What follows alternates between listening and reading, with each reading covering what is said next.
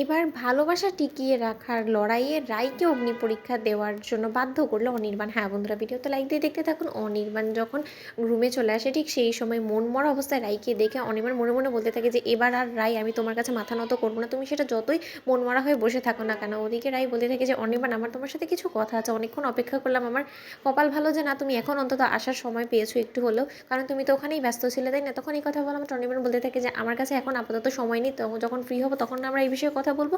তখন এই কথা বলা মাত্র রাই বলতে থাকে যে না আগে তুমি তোমার স্ত্রীকে সময় দিবে, তারপরে বাদবাকি কাজ। অনির্বাণ আগে তুমি আমাকে একটা প্রশ্নের উত্তর দাও তো, যে সেদিন তোমার এবং কোয়েলের মাঝখানে আমি যা কিছু দেখেছি, তোমাদের সেই ঘনিষ্ঠ মুহূর্ত থেকে শুরু করে সব কিছু সাক্ষী আমি রয়েছি, সেটা নিয়ে কি তোমার কোনো রকম কোনো সাফাই দেওয়াটা তুমি আমার কাছে বাধ্য নয়, তুমি সেরকমটাই মনে করো? এই কথা বলা মাত্র অনির্বাণ বলতে থাকে যে কেন রাই, সবসময় আমি কেন তোমাকে সাফাই দিব? তোমার ভালোবাসার উপরে যদি তোমার বিশ্বাস না থাকে তাহলে নিশ্চয়ই সেটা আমার দোষ নয়। কারণ একজন মানুষকে যদি তুমি ভালোবেসে থাকো, তুমি যদি সবসময় এই স্লোগানই দিয়ে যাও যে না তুমি আমাকে ভালোবাসো, তুমি আমাকে অন্ধের মতন বিশ্বাস করো, তোমার ভালোবাসাটা আমার প্রতি নিঃস্বার্থ, তাহলে তো অবশ্যই সেটাকে তোমার প্রমাণ করতে হবে, তাই না?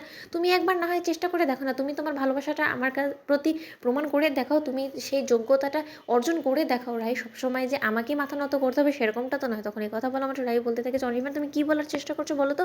তখন অনির্বাণ বলতে থাকে যে অনেকবার আমি তোমার কাছে মাথা নত করে তোমাকে বারবার করে হ্যাংলার মতন ও বাড়ি থেকে এ বাড়িতে ফিরিয়ে নিয়েছি, কিন্তু তা সত্ত্বেও সেই তুমি আমার উপরে মিথ্যে সন্দেহ করেই যাচ্ছ আর আমার চরিত্রের উপরে কলঙ্কের দাগ লাগিয়ে যাচ্ছ। কিন্তু এবার আর নয়, কারণ এবার আমি খুব ভালো করে জানি যে আমি কোনো দোষ করিনি, তাই এবার আর আমি কোনো মতেই তোমার কাছে মাথা নত করবো না রাই। আর সত্যকার অর্থে তোমার যদি আমার সাথে সংসার করারই হয় তাহলে তোমাকে এভাবেই করতে হবে, আর আমার দেওয়া প্রত্যেকটা পরীক্ষায় উত্তীর্ণ হতে হবে। তখন এই কথা বলা মাত্র রাই বলতে থাকে যে তুমি দোষ করে এখন তুমি উল্টো আমার পরীক্ষা নিবে বলছো অনির্বাণ? তখন অনির্বাণ বলতে থাকে যে রাই আমি আগেই তোমাকে বললাম যে আমি এবার কোনো রকম কোনো দোষ করিনি, একটা মানুষ বিপদে ছিল, সেই মানুষটার বিপদের দিনে আমি তার পাশে থাকিয়েছি, কিন্তু তাই বলে সেটা যদি তোমার কাছে মনে হয় যে না আমি কোয়েলের প্রতি দুর্বল হয়ে পড়েছিলাম, তাহলে সেটা নিতান্তই তোমার ব্যক্তিগত সিদ্ধান্ত, এছাড়া আমার কোনো কিছুই নেই। ওদিকে কথা বলা মাত্র অনির্বাণ যখন এখান থেকে চলে যায় ঠিক সেই মুহূর্তে কোয়েল এসে রাইকে বলতে থাকে যে কী ব্যাপার রাই, কী ভাবছো? একদিনের মধ্যে এক রাতের মধ্যে আমি কী করে অনির্বাণকে এতটা বদলে দিলাম?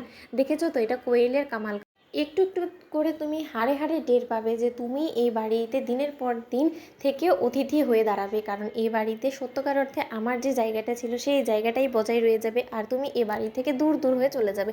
এ কথা বলা মাত্র রাই বলতে থাকে যে ও তার মানে তুমি নিশ্চয়ই অনির্বাণকে আমার ভালোবাসার পরীক্ষা নিতে বলেছো তাই তো? তখন এ কথা বলা মাত্র কোয়েল বলতে থাকে যে সত্যকার অর্থে যদি আমি সেটা বলেও থাকি তাহলে তুমি অনির্বাণের এর পরীক্ষায় উত্তীর্ণ হয়ে দেখাও না রাই। তখন রাই বলতে থাকে যে দেখো কোয়েল, অতিবার বেরো না, তুমি ঝড়ে পড়ে যাবে। তুমি কিন্তু এখনো পর্যন্ত রায়ের আসল চেহারাটা দেখতে পাওনি, কারণ রাই কিন্তু যথেষ্ট পরিমাণে লড়াই করে এই অবধি পৌঁছেছে, আর তার জন্য রাই যেখানে কিনা নিজের ভালোবাসার হয়ে লড়াই করবে সেখানে আর যাই হোক না কেন তোমার মতন তুচ্ছ একটা মানুষের কাছে অন্তত হার মানবে না। তোমাদের ভিডিওটি ভালো লাগলে লাইক সাবস্ক্রাইব করতে ভুলো না।